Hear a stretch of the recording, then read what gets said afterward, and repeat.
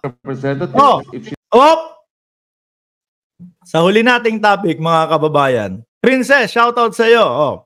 Sa huli nating topic, mas painitin pa po natin ang ulo ng mga DDS na nandito.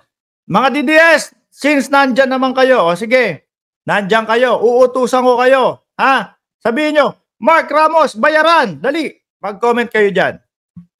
Mga DDS, sabihin nyo, Mark Ramos, bayaran. Tagal. Hintayin ko yung comment nyo, ha? Wala pala kayo, takot pala kayo i-type yan eh.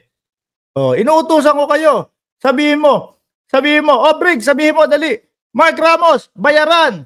Dali. Ayaw mo sabihin, wala ka pala, duwag ka pala eh. Sasabihin mo na nga lang, tinuturo ko na sa inyo kung ano sasabihin na bayaran. Ayaw nyo pa. Puro lang pala kayo, dyan. Di ba? Yan. Hindi nga bayaran yung sinabi. Pero sabi ni Senyorita Punyeta, Mark Ramos, tanga. Di utu-utu talaga tong mga to. Pag sinabi mo mag-comment, magko-comment naman. Mga utu-utu mga to. Uy! Ano ba yan? Napaghahalataan kayong mga utu-utu. Eto pa, isang idol ninyo, ha? Dati, bilog na bilog ang muka, ngayon, iba na. Napaghahalataan kayong mga utu-utu. Di ba? Utu-utu talaga mga DDS. Sabihin nyo, mag-type kayo dyan. Nag-type nga. Ito yung isang idol nyo na nagtatago. Dati, bilugan pa.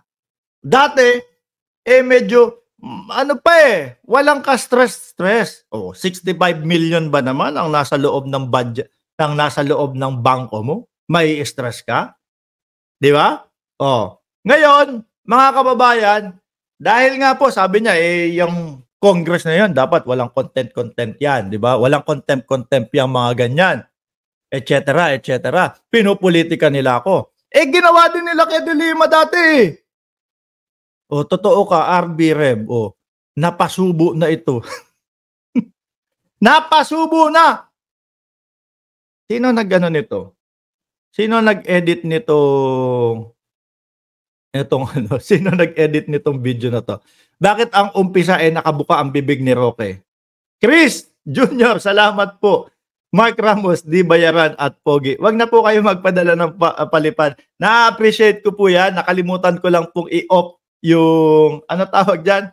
Yung super sticker natin. Mamaya po i-off ko na talaga yan. No? Wag na po kayo magpadala. Okay lang po. Pero Sir Chris Jr., appreciated ko po yan. Okay? Mamaya i-off ko na po yung super sticker kasi po, kumbaga okay lang po tayo. Na-appreciate po namin na nandito po kayo sa channel namin at nanonood po kayo. Anyway, sino? Sino ang nag-edit dito? Ha? Jordan, ikaw ba nag-edit nito? Umpisa pa lang, nakabuka na ang bibig. Umpisa pa lang, parang susubo na. Anyway, tuloy na natin, ha? Ginawa din po nila dati, mga kababayan, kay De Lima po, kay dating Senador De Lima. Ano po ang sinabi ni Roque dito? Hinahamon ko si Laila De Lima. Kung malinis di ba? Konsensya mo, humarap ka sa Kamara de Representante. I will hope that she be declared in contempt of the House of Representatives if she does not appear. Mahilig ka ding mag-contempt, di ba? Humarap si Senator De Lima. Mas may yagbols kesa sa iyo. Di ba? Mas may yagbols sa iyo. Ikaw din, kung malinis ang konsensya mo, Roque, humarap ka sa Kamara de Representante. House of Representative, harapin mo. Hindi yang isinusubo mo yung sarili mo sa pagtatago. Iyan ang sinasabi sa inyo. Nung panahon na kayo ay nanunungkulan, kala mo kung sino na kayong mga hari. No? Nung kayo ay nanunungkulan, kala nyo hindi na matatapos ang inyong termino. Hindi na matatapos. Kasi naging congressman to, mga kababayan. Mahilig din pala siya mag-contempt. Ngayon, siya na po yung nasa kalagayan, mga bossing. Sabi ni Jordan G, naka-off na, bossing, ang super chat. Ayan, wala na makakapagpadala po ng mga palipad-palipad. Na-appreciate po namin yon, mga kababayan. Kaya lang po, okay na yan. Pang-ano nyo na lang po yan. Kesa ipadala nyo po sa amin, ano tawag dito? Pang-merienda nyo na lang po yan, mga kababayan. Huwag kayong papasok. Pagpasok nyo doon sa mga DDS vlogger, nako, magkakandara pa po yan mga yan. Uy, padala, salamat. Yung medyo malungkot-lungkot yung binablog, pagka biglang nakapagpadala kayo ng mga $10, $20, biglang sasaya yung mga yan.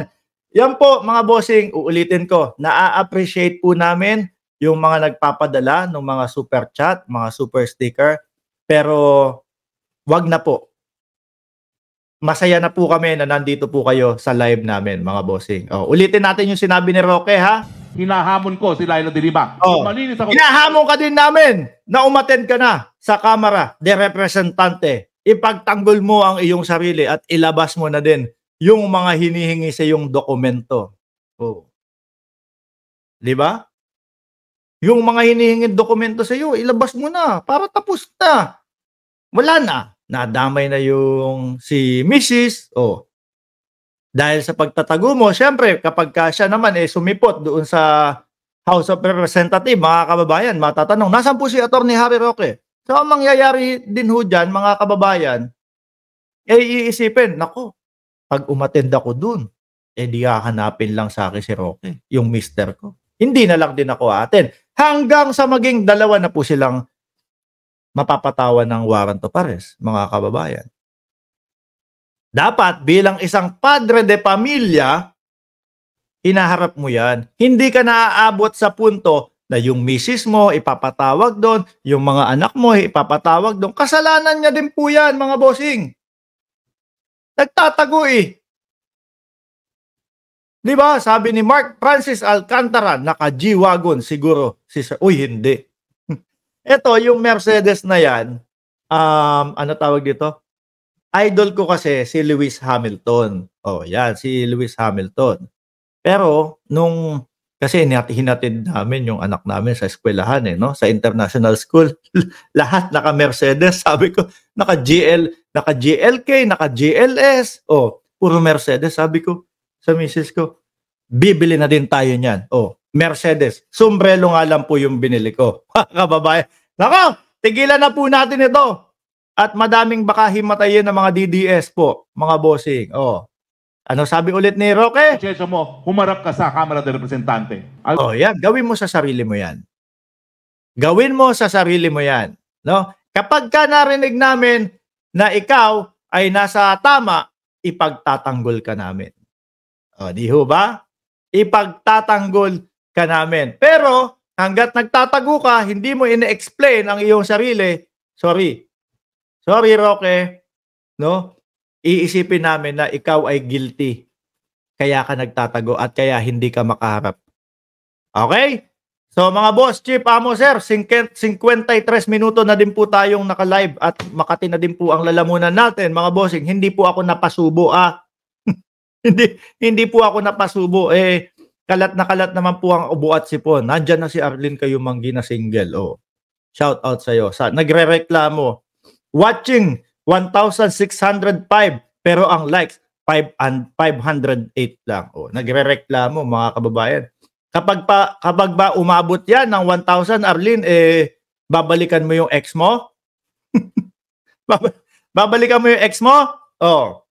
Anyway, mga kababayan, maraming salamat po and God bless po sa ating lahat.